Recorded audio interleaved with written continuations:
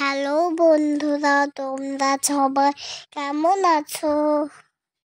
জানো বন্ধুরা, সব জায়গায় স্পেশাল খাবার থাকে। আমাদের পুরুলিয়াতে লাগে তো। আমাদের পুরুলিয়াতে ভাবনা ভাজা স্পেশাল। এটা ভাবনা ভাজা গো, ভাবনা ভাজা।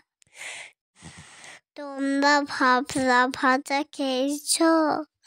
পুরুলিয়াতে আসলে অবশ্যই ছেলে ভাজা খাবে। আমি ওইটা ভুল বলেছিলাম, ভাবনা ভাজা খাবে পুরুলিয়াতে আসলে।